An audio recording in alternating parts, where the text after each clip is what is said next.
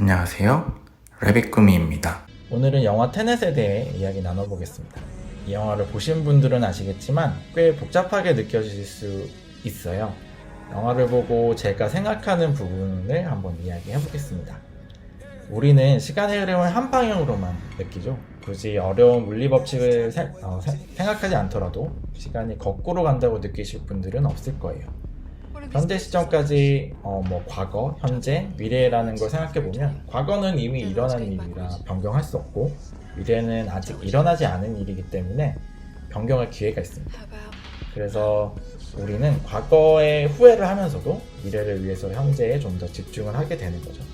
영화 테넷은 이렇게 과거, 현재, 미래 같은 시간에 대한 영화입니다. 감독 크리스토퍼 놀란은 이미 메멘토나 인셉션, 인터스텔라 같은 영화들에서 시간을 활용한 영화들을 만든 바 있죠. 시간을 활용한 영화를 만들면 굉장히 복잡해지고 어려워지기 쉬운데 꽤 재미있고 신선하고 그리고 조금은 쉽게 풀어나갈 수 있는 감독은 아마 놀란밖에 없을 겁니다. 이제 테넷의 내용을 좀 살펴볼까요? 대략적인 줄거리는 이렇습니다. 주도자라고 불리는 주인공이 한 오페라 테러 작전에 투입이 되고요. 거기서 마치 거꾸로 움직이는 듯한 탄환을 보게 됩니다. 그리고 미션을 수행하다가 죽음의 위기에 처하지만 테넷이라는 의문의 단체에 구조되어서 새로운 임무를 맡게 되죠. 미래에서 어떤 특정 세력들이 인버전이라는 기술을 이용해서 현재를 파괴하려고 한다는 이야기를 듣고 그 조직을 추적하기 시작합니다. 이 인버전이라는 기술은 주인공이 중간에 거꾸로 움직이는 그 탄환을 본 것처럼 시간의 흐름을 거꾸로 뒤집은 기술을 이야기합니다. 그래서 그렇게 되면 모든 것이 현재의 시간의 흐름과는 역행하는 그런 물체나 사람으로 보이게 되죠. 인버전 기술을 이용해서 현재를 파괴하려고 하는 그 배우 조직의 우두머리는 바로 사토르라는 인물입니다. 영화에서 굉장히 무시무시하게 그려지는데 그는 미래에서 역행해서 현재로 돌아와서 현재를 파괴하고 미래를 살리려는 인물입니다. 일종의 시간 테러리스트라고 할 수 있죠. 그리고 같이 등장하는 사토르의 아내인 캣은 그런 폭력적인 남편으로부터 벗어나 자신의 아들을 보호하고 싶어 합니다. 캣은 주도자와 만나게 되면서 사토르와 같이 싸우게 됩니다. 여기서 영화가 내세우고 있는 시간의 역행이라는 개념을 좀 설명을 해야 될 것 같아요. 영화는 물리학의 연력학 제2법칙을 가져와서 이야기를 풀어내고 있습니다. 연력학 제2법칙은 일종의 에너지 방향이 정해져 있다는 것인데요. 열의 전도로 예를 들어서 설명을 하면 뜨거운 물이 있다고 가정할 때 뜨거운 물의 에너지가 차가운 물로 보통은 전달이 되죠. 근데 반대로 차가운 물의 그 차가운 열이 뜨거운 물로 전도되지 않습니다. 그러니까 에너지의 흐름이 방향성이 있다고 하는 거예요. 그렇기 때문에 이게 반대되는 현상이 일어나지 않기 때문에 그 반대되는 현상을 만드는 그 어떤 기술을 이 영화 안에서는 인버전이라는 기술이라고 부르고 있습니다. 그래서 그 인버전된 사람이나 사물은 시간을 거꾸로 흘러가게 되고요. 그리고 영화에 등장하는 것처럼 발사된 총알이 거꾸로 총알로 들어오거나 떨어진 물건 다시 제자리를 찾아가는 과정이 영화에서 영상으로 보여지게 되죠. 사람까지 그렇게 인버전을 할 수 있기 때문에 영화를 보시면 정말 신기해서 입을 벌리고 볼 수밖에 없게 되죠. 정말 어디서도 볼 수 없었던 장면입니다. 설명을 듣고 어떠신가요? 좀 어렵게 느껴지시나요? 다행히 영화를 보다 보면 이렇게 자세하게 설명을 듣지 않아도 영상을 보는 것만으로도 어느 정도는 그 이해를 하실 수 있을 거예요. 그러니까 너무 걱정을 하지 않으셔도 되고요. 영화에서 특이한 부분이 꽤 많지만 그 중에서 하나를 말씀드리자면 주인공의 이름이 나오지 않는다는 거예요. 주인공은 그냥 영어로 프로타고니스트, 즉 주도자라고만 설정이 되어 있고요. 이름이 어디서도 불려지지 않습니다.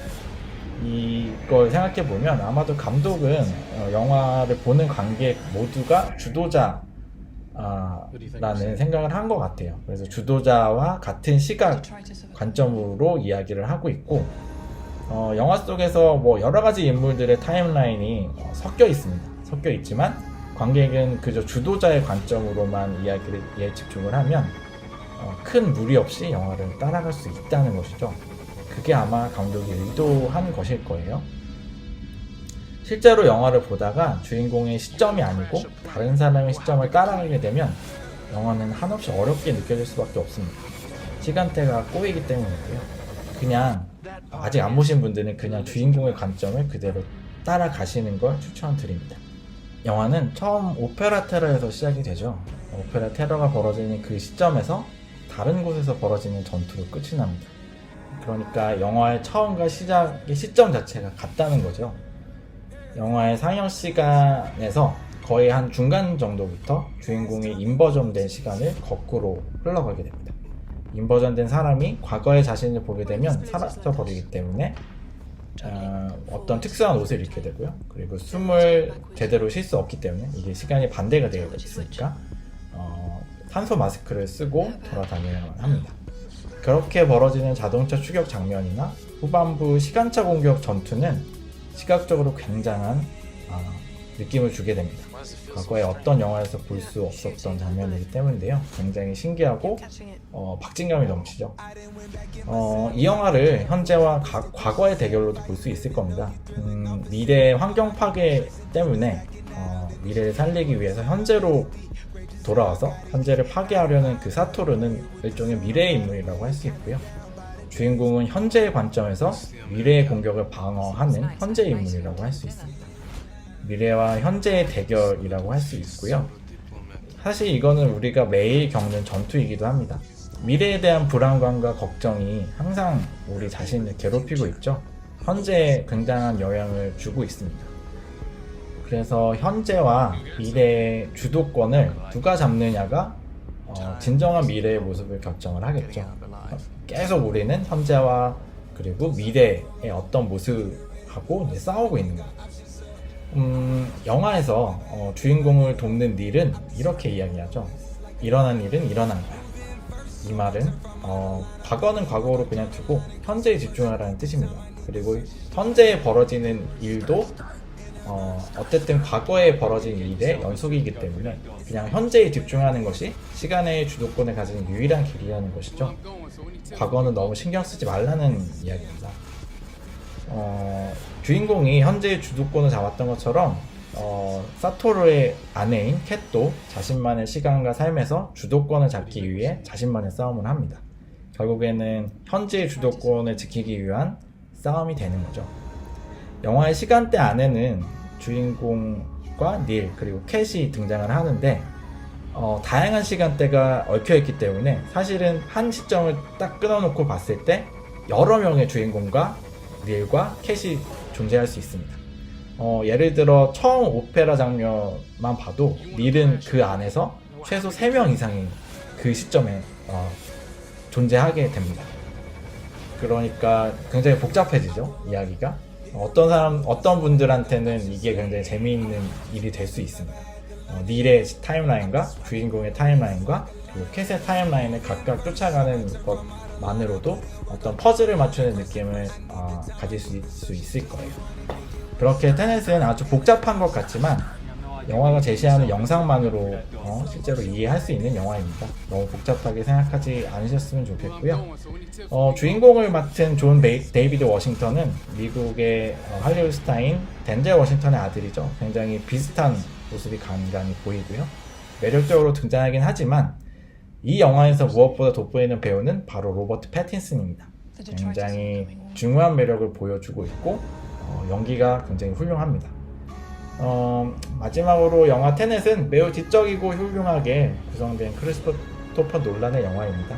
안 보신 분들은 꼭 챙겨보시면 좋겠고요. 그리고 보신 분들은 한 번 더 보시면 더 영화에 대한 이해가 높아지실 겁니다. 저는 이 영화에 5점 만점에 4.5점을 주었습니다. 굉장히 저는 놀란 영화를 좋아하고 굉장히 만족스러운 영화였습니다. That part is a little dramatic.